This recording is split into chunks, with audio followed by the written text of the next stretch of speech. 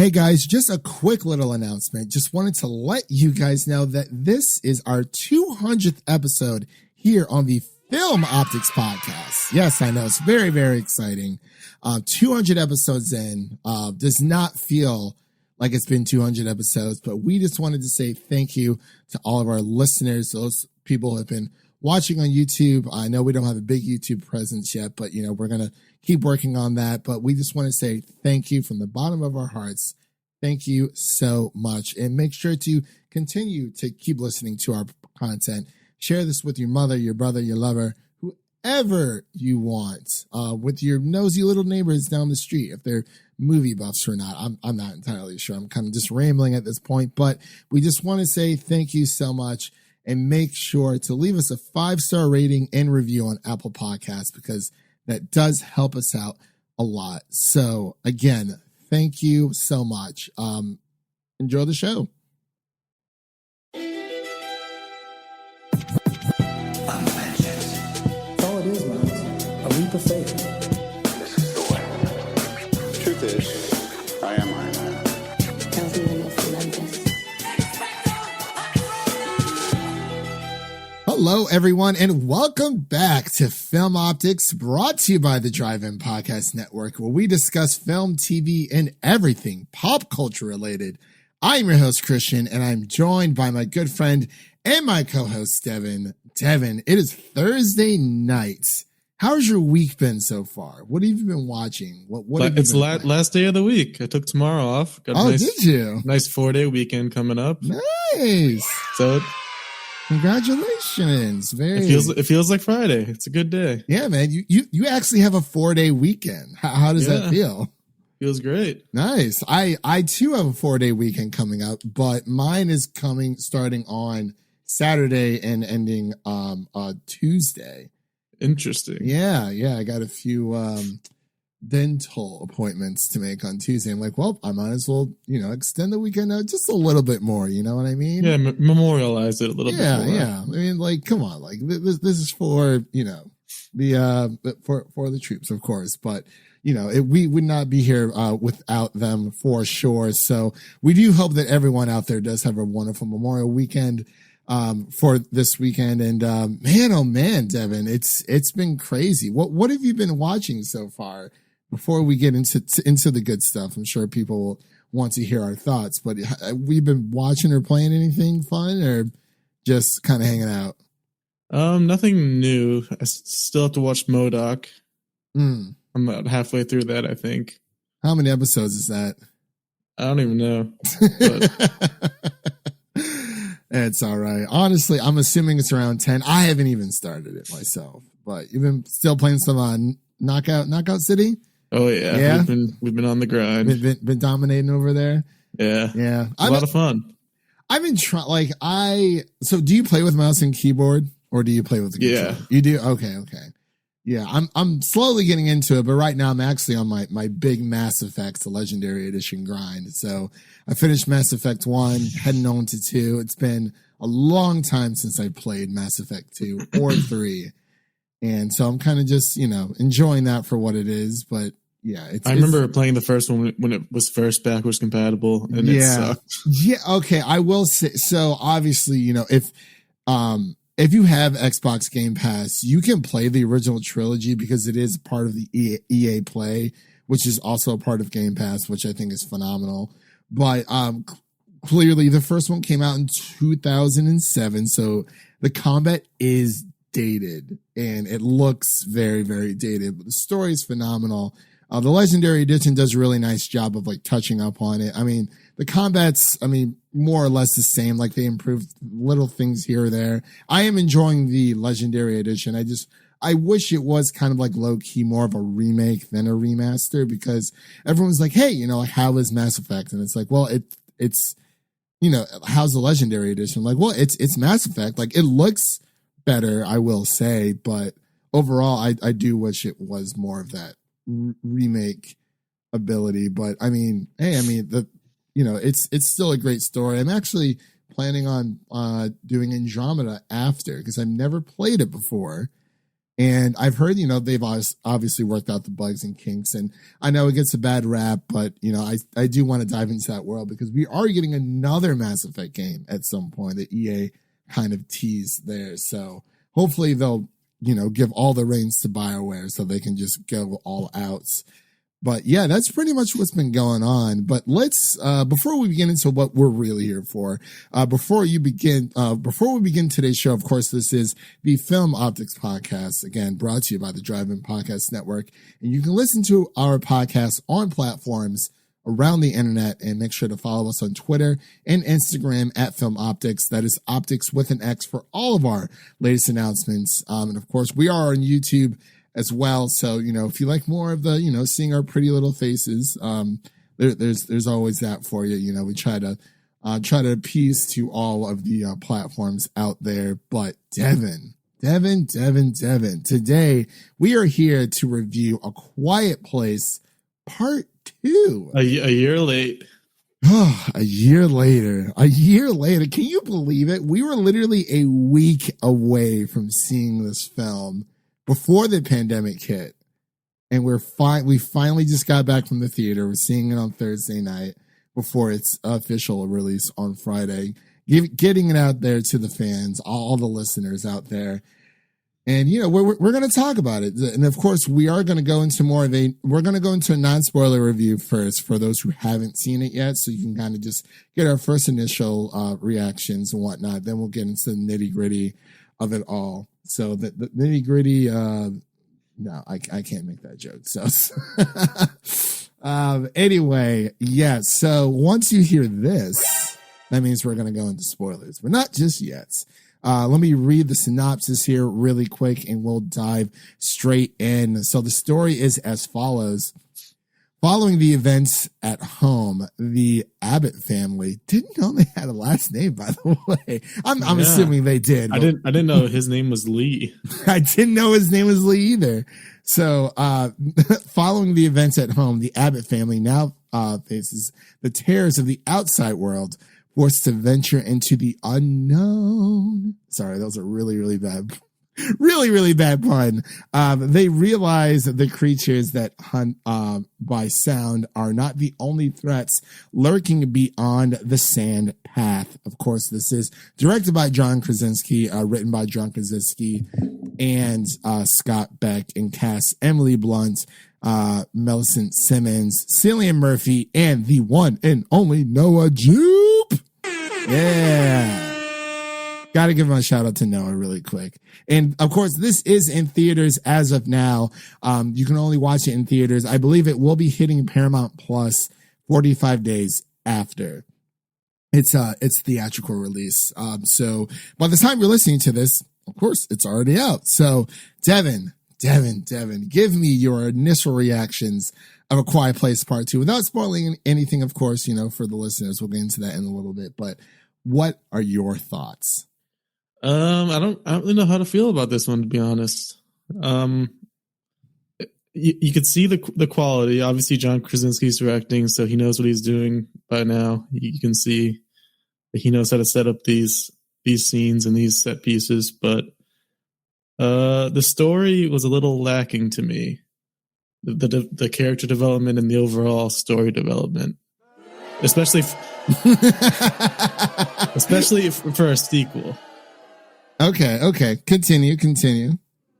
I mean, we'll get into spoilers more later, but yeah. I definitely really liked the first half hour or so. It was amazing, I'd say. The action and everything. But as it goes on, there's just some unanswered questions. Yeah, I do feel like there definitely is unanswered questions on that end. For the most part, I mean, starting off, seeing it in theaters, amazing. I love the little John Krasinski message that we got right before. My entire theater was cheering. They're like, "Oh my God, it's Jim!" Everyone loves John Krasinski out there, and that really put me in the mood. I did get there a little bit earlier just to kind of catch all the trailers. Did you get that nice message from Salma Hayek too? Yeah, we did. Oh, yeah, for sure. Saw the Jungle Cruise trailer for the first time, so that was kind of nice. I'm like, everyone's like, "Oh my god, is that Emily Blunt?" I'm like, yeah, that's Emily Blunt. They got to pass the blunt around. Oh, for sure. Pass the blunt, pass the rock. Oh yeah. But yeah, so my theater thoroughly enjoyed it. I liked this a lot. Like it kept me on my seat. There was a lot of jump scares, which is really, really good. I thought it was, I didn't know that John could carry on the story. I didn't really know what it was going to be. I didn't have like any bad doubts about it or whatever. Cause I mean, this is John Krasinski that we're talking about, and it's going to decline that really quick. Sorry if that came through the audio. As I was saying, the story so far, like I think he did it. Like he somehow expanded the small scope of a movie into a wider world. Of course, there are a few questions that I have with some of the people that they run into that seem a little bit short-lived, but that's okay. But yeah, I really did enjoy it. Like I was fearing for these characters, and now that we finally have more of a structure with this family, the Abbott family. We have Lee's name. I believe we knew Emily. I think they said Emily's name, and Noah Jupe's character as well. They are Evelyn and Marcus. Yeah, Mark. Yeah, but we didn't get the baby name. We did not get the baby name. I'm assuming it's going to be Lee because it is a boy. If they make a part 3. Apparently, the daughter's name is Reagan. Reagan. Okay. Yeah. You know what? I feel like I knew that, but I'm not 100% sure. But anyway, I really did enjoy it for what it was. Like I said, it did keep me on my toes. It exceeded my expectations of the first one. It definitely reminded me a little bit of the Last of Us series. You do see a little bit of a reflection there with, this post-apocalyptic world, and, entire cities and whatnot are abandoned, but like there are survivors out there. They kind of dive into, just because you're surviving on your own doesn't necessarily mean everyone else is in the same boat as you. Some people can't be trusted. Some people can. And yeah, I just really, I thoroughly enjoyed it. Like I want to go back and see it again. I watched the first one a few days prior to kind of like put myself into the mood. And, it's just, it's like with The Last of Us Part 2, like even so, like comparing it to Last of Us Part 1, like it is a smaller scale story, and it ends on a cliffhanger. And so we have the A Quiet Place Part 1. I'm assuming that's people were calling it the first movie now. It ends on a cliffhanger. It's like, wow, like that was really, really good. It's like I feel that I was okay and I was content with that story. Well, there wasn't really a cliffhanger. It just kind of left it a little open, but it could have also been contained. Right. Kind of like with Army of the Dead in a way.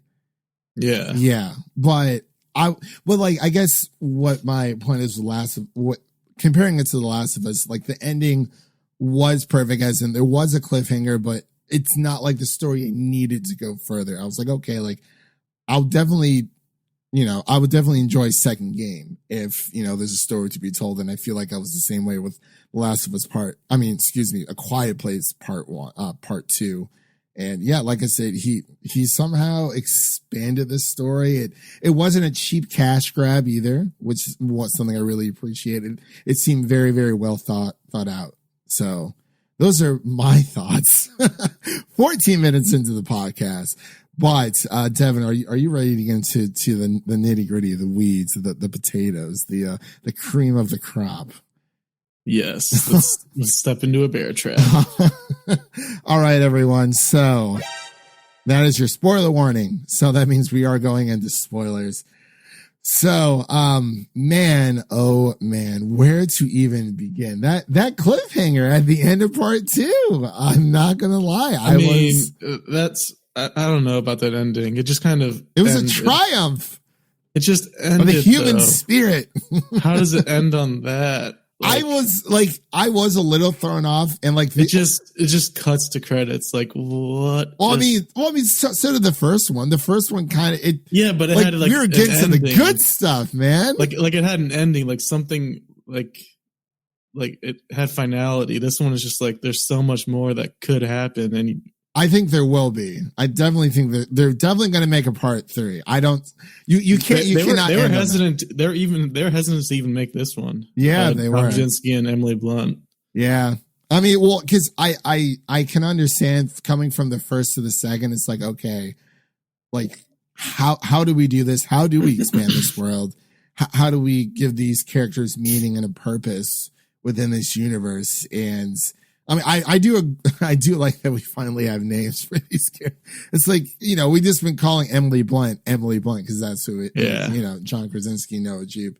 And, we still will. Yeah, we will for sure. But I'm glad that they are finally giving these people names and more of a backstory. Like it starts off like, of course, John Krasinski sneaks his way into his own movie. Yeah, he had to. Yeah, for sure. Yeah, like I said before, the first like half hour or so is so good. Like the scene on the street where, but they showed that in the trailer. I kind of wish they didn't. The bus scene. I do agree. That was really intense. Yeah, because that was like the first short clip that they showed, and I think that's just an issue with movies all around. Like they, honestly, subvert my expectations. Give me something in the trailer that's not actually in the movie, because like we've seen that with the Avengers movies, even with The Last of Us Part 2. Like if you watch all the trailers, there's a lot of tricks and there's a lot of things that like they show in the trailer that don't even happen in the game because they want to subvert your expectations. Which, Marvel's masters at that. Yeah, Marvel does it as well, and that's what I really like. And I wish all genre of films would start doing that, because it was kind of like, I saw that part on Twitter or on YouTube, whatever. But like I did enjoy how we got the bigger scope of it, of course, with the full movie. But man, that bear trap, bro, that definitely startled everyone. Like the pain, his screams were so good too. Noah Jupe, man, I'm telling, he's coming for that Oscar one day. I don't know how old he is, but he's had a really good track record with, Quiet Place Part 1, this movie. He was in was it 4v Ferrari? He was also in Honey Boy. That's what I know him from. Honey Boy, he did a fan-freaking-tastic job. So he's building quite the resume for himself. Of course, we have Emily Blunt, John Krasinski. We know their track record, and also with Millicent.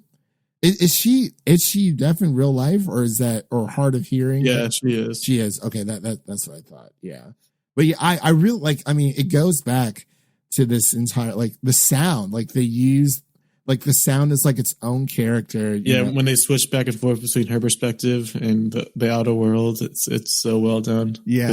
She can't hear anything, and it's like, it's crazy. Makes it so much more intense. Yeah. Cause it's like, she's literally in her own world. She's no clue what's going on. And even with the timer, with the watch timer, when they're inside the bunker, that you can only stay in there for, I'm assuming, around 10 to 15 minutes before they start to lose oxygen.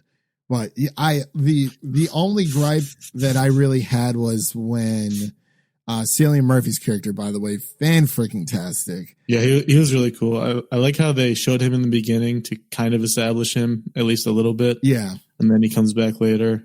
Yeah, I really like how he's not just like some random person, like, oh, I was there all the time. Like, and they address that, Emily Blunt's character. So it's like when she's talking to Cillian Murphy, she's like, did you know, all those nights, that we lit the fire, did you know it was Lee? Did you know it was John Lee, John Krasinski? And he said, yes. I really like how, because we see it in the first film. It's like, okay, there are clearly other people in this universe. So, let's go out and find them. And they finally kind of step out of their comfort zone, which makes sense, because it's like, why would you venture out too far? And we kind of see that with the sand track when they finally reach the end.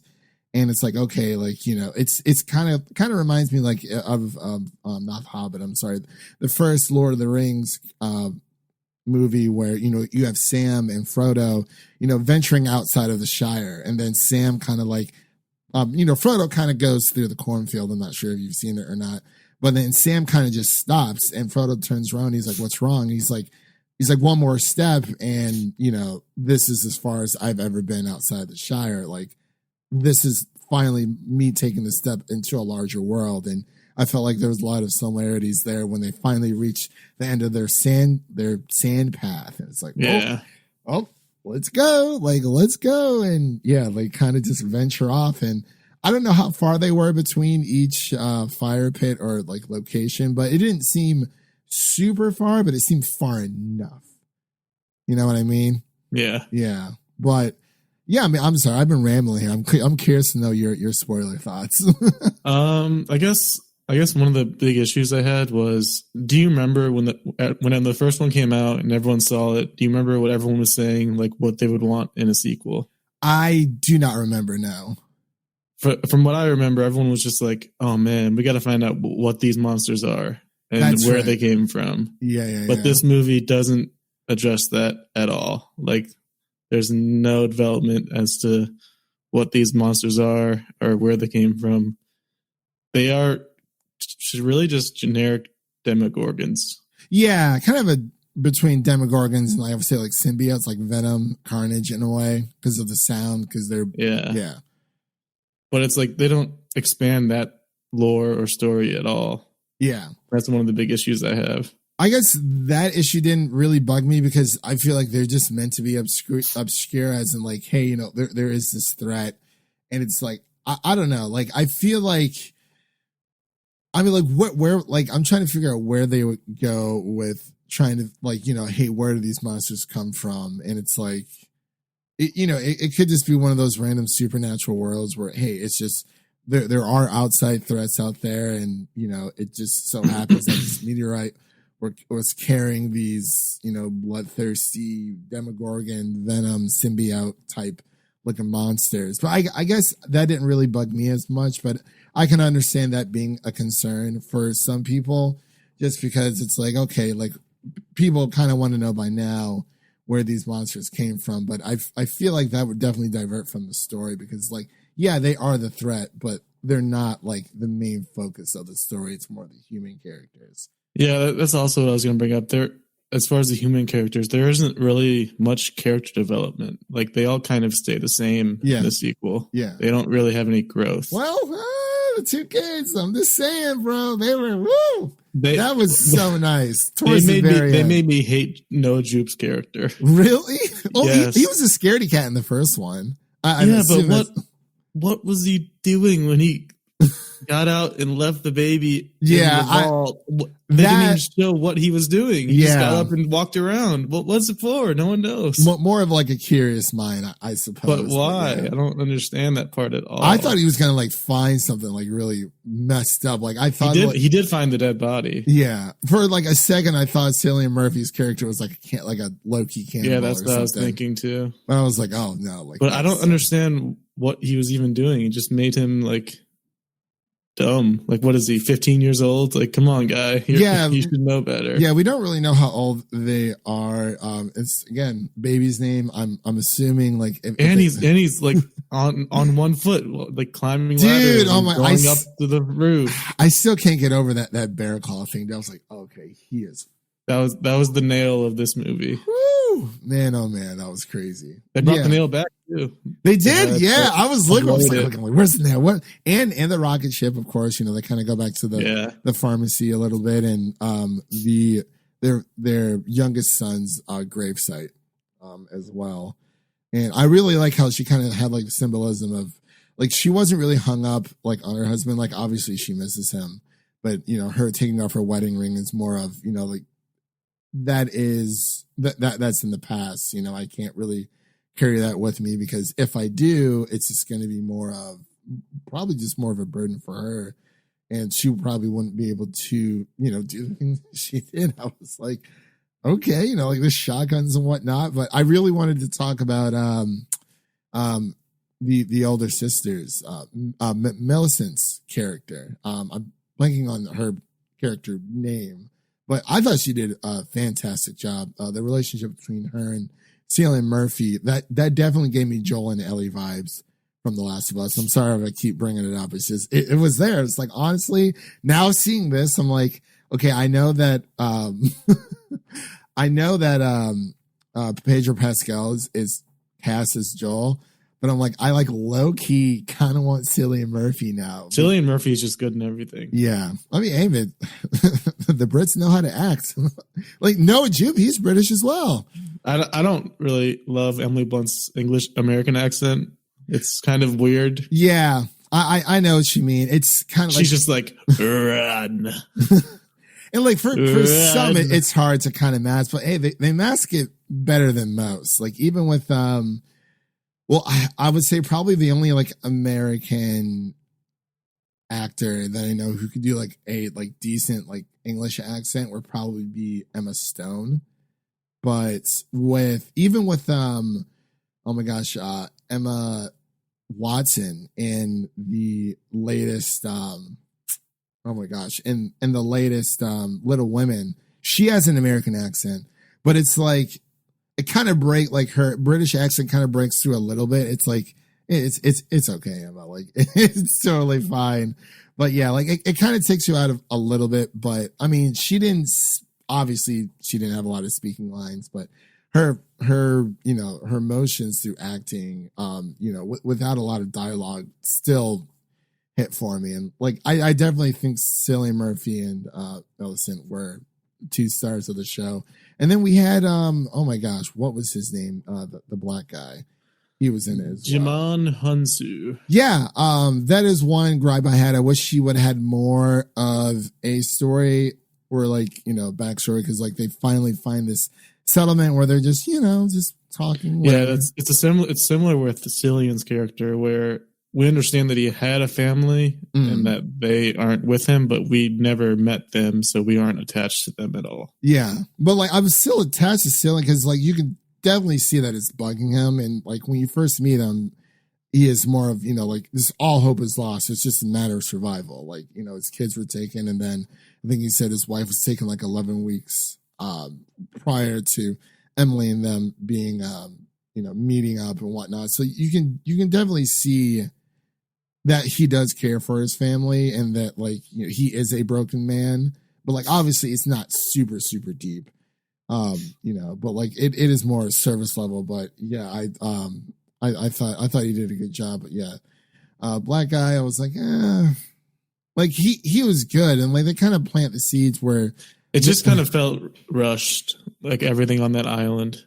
Yeah, I mean, like the entire story was like what, around an hour 30 minutes. It's around hour 37. Yeah, hour 37. So like maybe a little bit longer, around the same as the first one. Yeah, the first one was an hour and a half. Yeah, but this one felt shorter for some reason. For me, it did feel shorter because I did watch the first one like literally like a few days before. I think a lot of it's because with the first one, no one knew what to expect really, because it was such a new concept. Mm-hmm. But for this one, going in, you kind of know the rules and what to expect. So there's not as many surprises. Also, they cannot be killed by fire.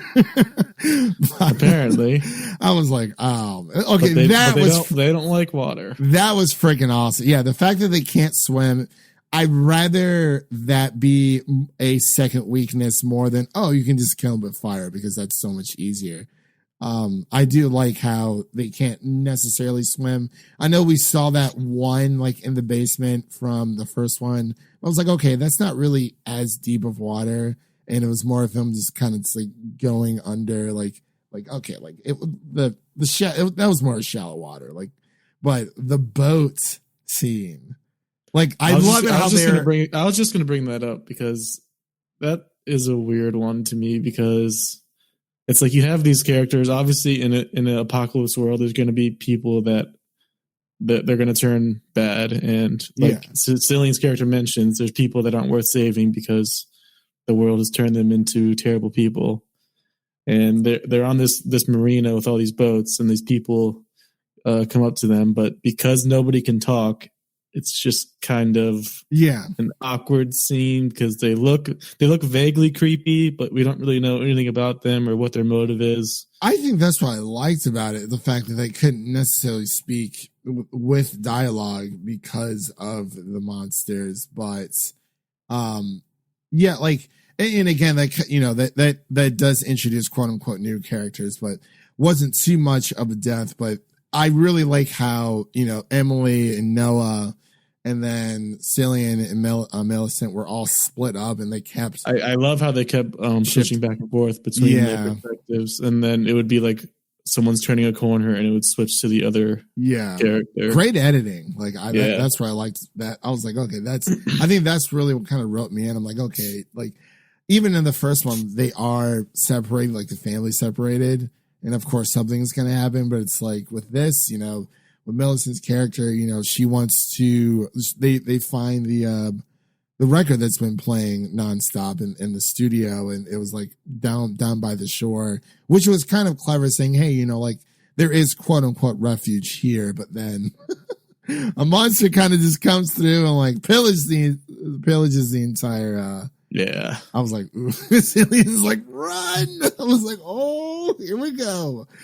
Man, oh man. I really like the monsters. Like, I love their appearance and whatnot. Like, there's a few things you can kind of guess, like, okay, the one's kind of probably going to show up here, but like, it was still like, I feared for these characters' lives. And I think that's the main thing that I really cared about. It feels like I've just seen these monsters so many times before, though. Stranger Things, especially. Yeah. And but like, I really like how there wasn't like more of like an 80s vibe. It was just, you know, It is its own story. Well, I guess between the two, which one do you like more? I'm assuming. I mean, I'm sure you can tell. Yeah, definitely the first one. I'm kind of torn. I can't necessarily. I don't know if I can really put one above the other now because I've seen both, and it's like, well, is there anything this one does better than the first one? For me, I think it is the danger, the situation, the danger that, you know, that the characters get themselves into. I mean, obviously, yeah, like Noah Jupe's character having more of a curious mind. And I can kind of understand him looking around because he was afraid that, you know, after his mother leaving, and she's saying, you know, like, just breathe, like, you have everything you need. And he's like, okay, yeah, I know that. But him snooping around. What was he looking for? I don't understand. I mean, like, I guess, because, I mean, they were only in really, like, one part of the bunker. You kind of want to, like, know your surroundings. You know what I mean? Like, in a way. But, I mean, I guess you can view that as, like, a positive or a negative. Or, like, or I can see why people will cause it for concern. But but like what I really like about this is the situations that these characters were put in, and you know, figuring out how they were going to get out of it. And it's like, I mean, even the boat scene, like, yeah, like I did like how he got out of that a lot. Yeah, that was awesome. And it was kind of a stretch to where they used the dive thing again, because I thought that was clever. You don't really dive for home in baseball. That's just me nitpicking, but okay, yeah. You slide home, but okay, slide dive.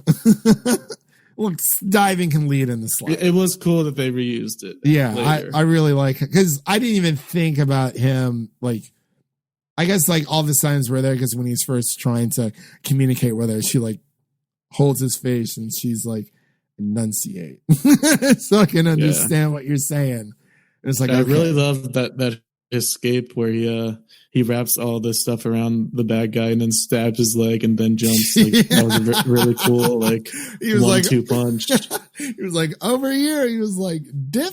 He's like, you're about to get yoinked, son. But yeah, like I said, I think it is the situations. I think that the characters are put in. I would argue that the first one did better at that, especially because one of their kids dies in the first one. Oh, for sure. I mean, R.I.P. Like 100%. Like, I still feel bad. I'm like, dude, got snatched. I was like, ugh. But so many kids have been killed in this world, and they kind of plant seeds where you know, when Millicent and Cillian are in the town, when the monster is coming by, they put the two kids like under, like in that little closet space. So it's like, what kind of happened to them as well? So like, I like, you know, as much as I love the movie, like I do have issues with it 100%. One of the other issues I would say is I do wish it was longer, but I don't want it to be too long. That ending was just way too abrupt. But like at first I was kind of shocked that it just ended. I like the scene, but I don't like it ending on that. It kind of did give me a little bit of Stranger Things vibe, especially like from the first season of Stranger Things, where 11 kind of like finally like uses her powers to defeat one of the Demogorgons. But it's kind of like, you know, like how would you make these monsters? Like I'm fine with them being generic because it's like, I guess they are quote unquote unique enough to that story where it's like, if I'm talking about A Quiet Place to someone, like I know exactly what the monsters look like.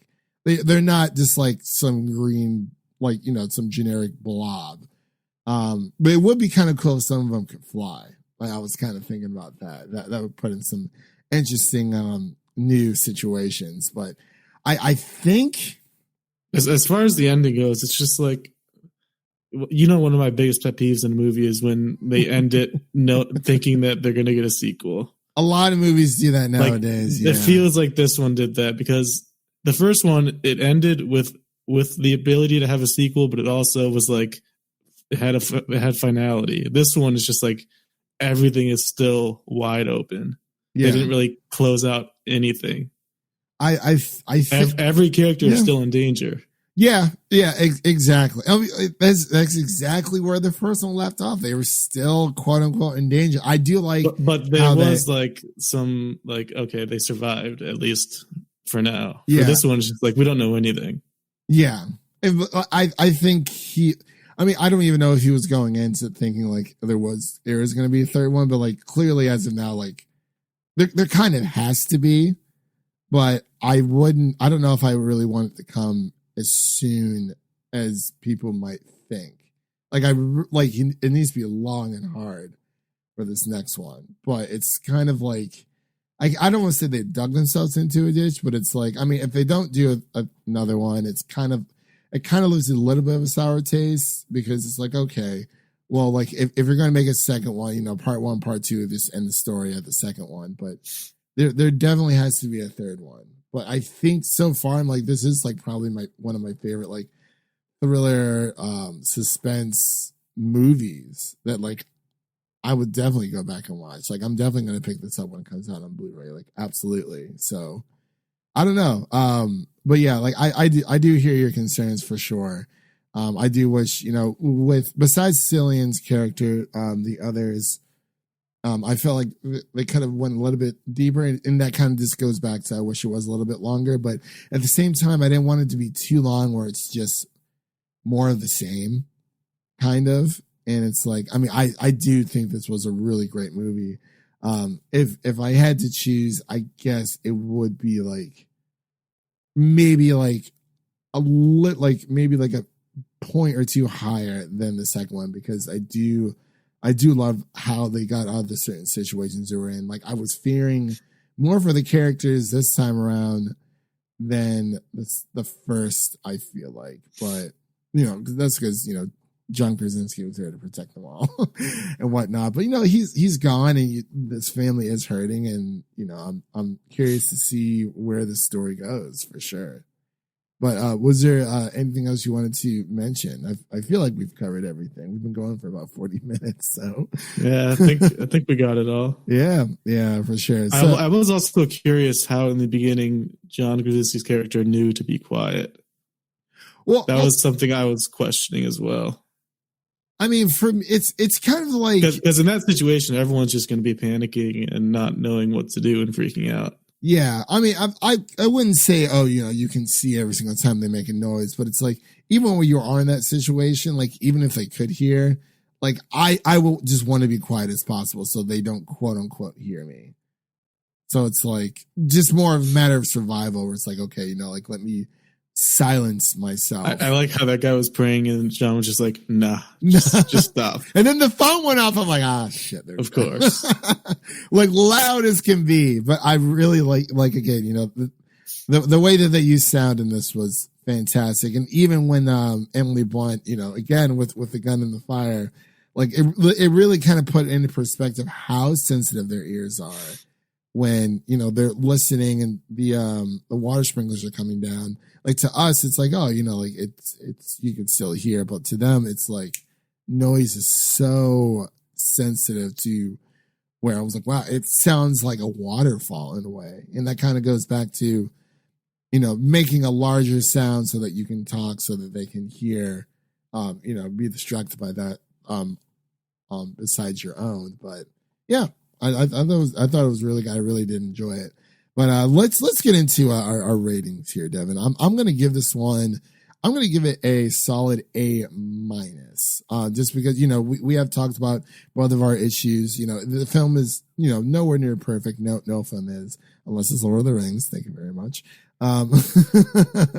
But yeah, like I really did enjoy it. You know, I love how he did expand the universe. I didn't know it was going to go this far, and I like the ending. I think going forward, obviously, you know, with the two kids, they are, you know, a part of the story, but I think next time it might be a few years down the road and they're kind of, you know, taking the helm and whatnot, because it's, can't really say it's like a coming of age story, but like they definitely had their moments. Like I really like the duality between both of, you know, how Millicent like indirectly helped, you know, her brother escape kind of the same situation they were both in with the gun, and then with the kind of the spear-esque kind of thing. I really didn't. My whole theater was yelling at him at the end when the sound started happening. They were like, play it. Play it. He was like, oh.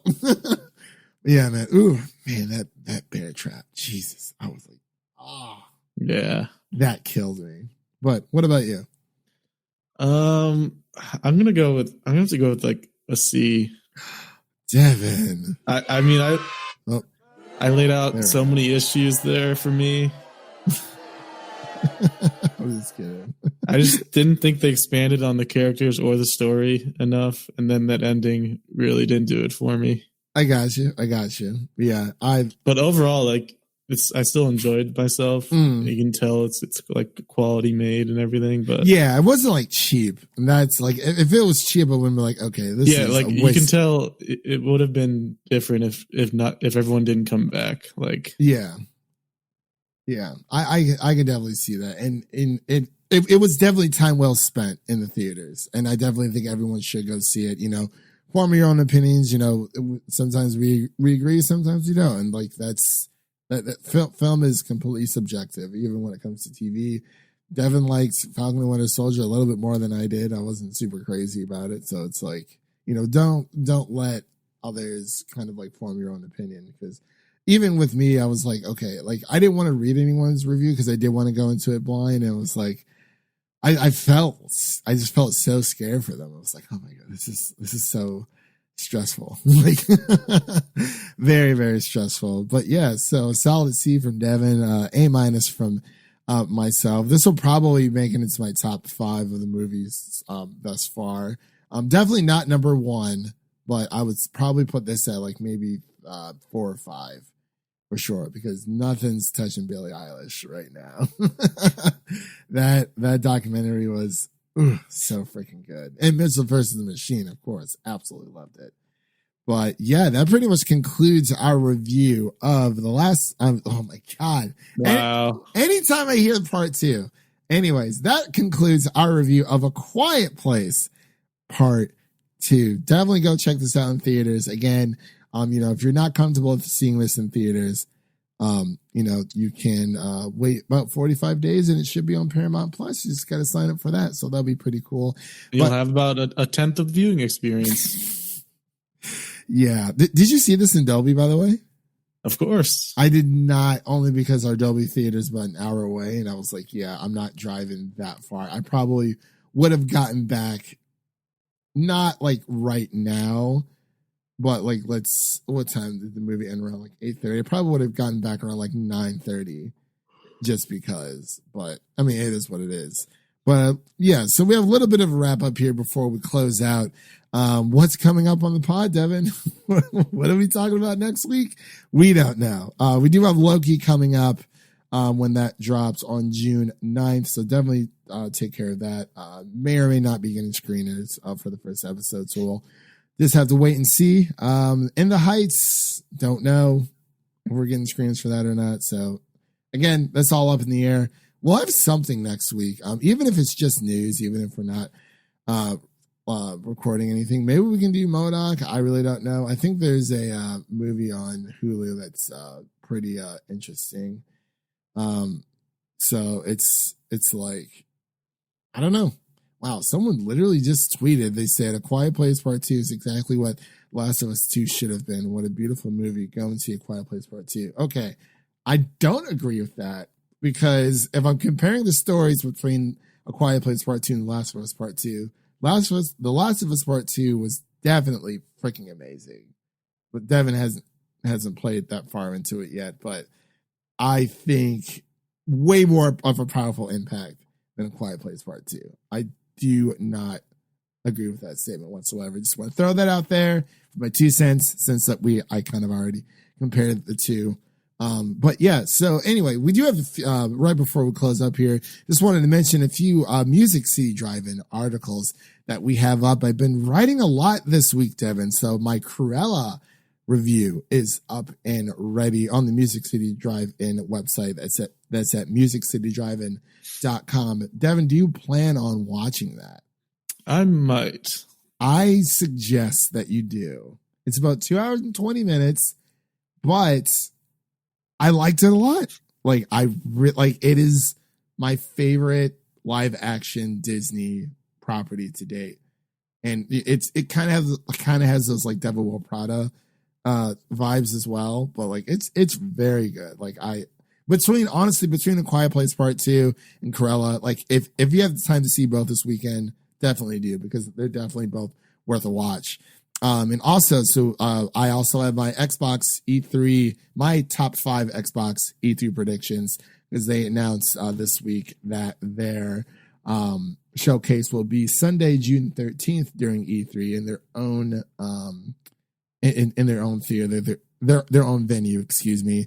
And also, my Horizon Zero Dawn 2 Forbidden West state of play review is up. I kind of dropped that earlier today. Again, that's all over at the Music City Drive-In website. That's at musiccitydrivein.com. And also, really quick, we are looking for writers. If you want to get in touch with them, just follow them at MCDI Pod. Shoot them a message.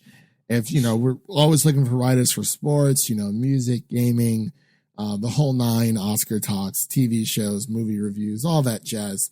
So definitely go check out the material that they have over there. They've been writing a lot of great stuff. Being part of the writing team has been really, really fun, helping me hone my skills in. So I'll definitely be writing a lot more, especially with E3 coming up. So that's a lot of fun. And don't forget, maybe I should pick up the old pen if you want to. Honestly, dude, like some people really think that it's like, oh, I don't know what to say. Like, I don't feel like writing all these paragraphs. It's like, dude, my reviews are between like 2 to 3 paragraphs. Like if that, like, I mean, obviously if I really enjoy the movie or whatever I'm talking about, it's going to be around 3 paragraphs, or even if I didn't really like it, it just depends on what I have to say, but it's definitely helping me out with all that. So yeah, go check out musiccitydrivein.com for all of that jazz. And of course, make sure to leave us a 5-star rating and review on Apple Podcasts. It really helps with our placements. We're trying to, just up our game here and, give everyone the content that they deserve, because we love you guys so much. And we hope you all have a happy Memorial Day weekend. So let's close out here. And that's a wrap for today, everyone. Thank you for listening. And make sure to check out the other shows over on musiccitydrivein.com and subscribe to our show so you never miss an episode. That was Devin. My name is Christian. And we'll see you guys in the next one. Peace. And quiet.